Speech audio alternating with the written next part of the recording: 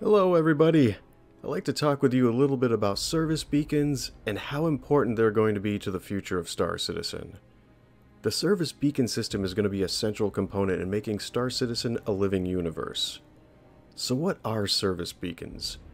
Essentially, it's a player-generated mission system. It currently only exists in-game, it's little more than a framework, and there's only a few beacon types available. But this is the starting point that's going to allow players to create content for one another, and the more this system is expanded upon, the more content it's going to be able to generate. It's also going to be a necessary tool that's used to bring people together in such an incredibly vast universe, and is where a large amount of the emerging gameplay is going to be coming from. I like how they've already addressed certain issues, one of which is how they plan on preventing service beacons from being abused. Because once people learn how to exploit something like this, then players will stop using it, and the entire gameplay experience surrounding service beacons will start to crumble.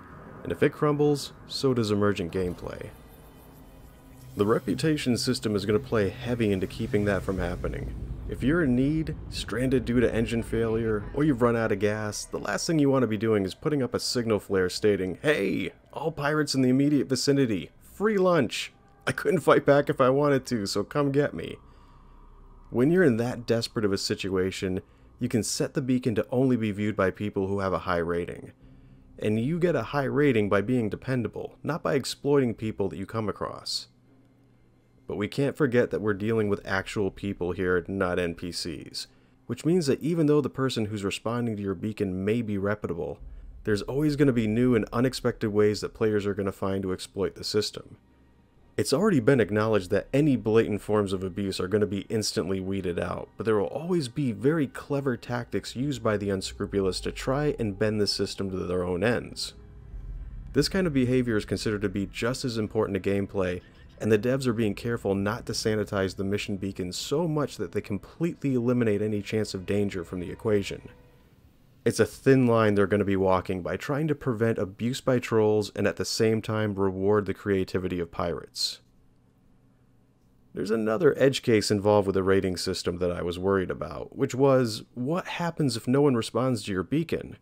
Or what happens if no one with a 4 or 5 star rating is available to come help you?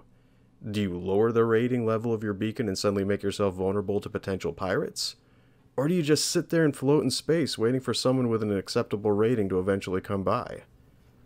In those situations when no one else responds to your beacon, the developers want to have an AI character respond to it, assuming of course that you've asked for a reasonable price or are willing to capitulate to their counteroffer. You may not always want to be dealing with a 4 or 5 star rated vendor for several reasons. First of which is that the reputation is going to have a monetary impact on the jobs they do. For instance, dealing with someone who is reputable may come at a higher cost, because you're paying extra for their reputation, and the assurance that they're trustworthy.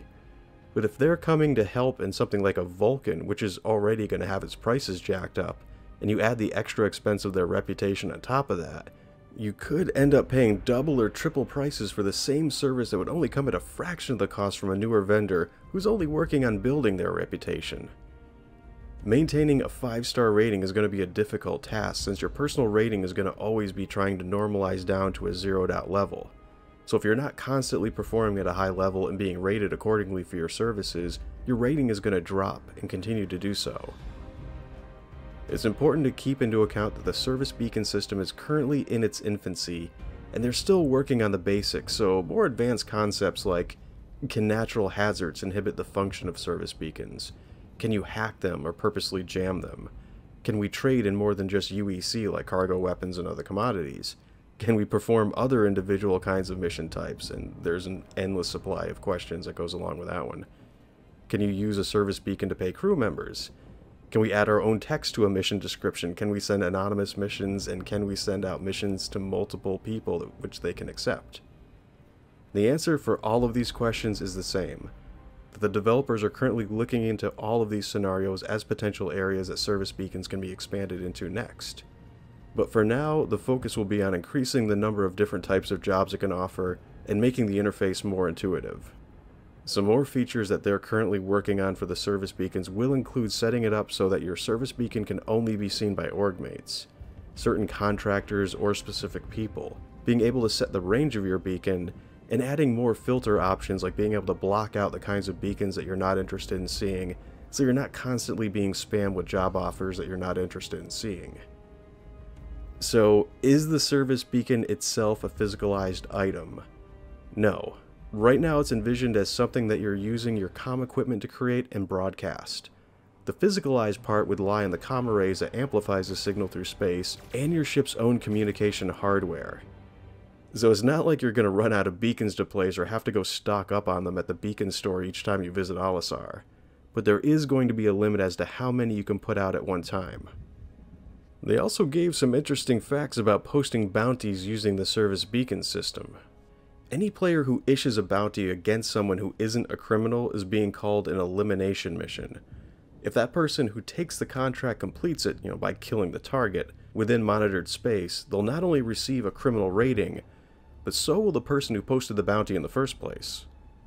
This is different from actual bounties, which is considered to be a lawful act, and is something that's posted by a player against a criminal. This is sanctioned by the UEE and is therefore lawful to prosecute, regardless of the area of space you're in, and regardless if it's monitored or not. And you will not receive a criminal rating for bringing the target to justice.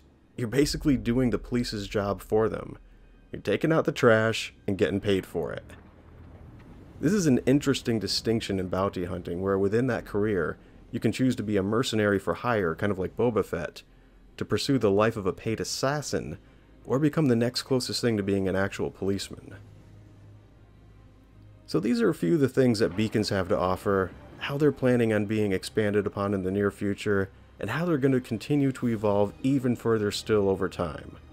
Thanks for tuning in, take care, and remember, we are all now quest givers. Suck on that, Eckhart.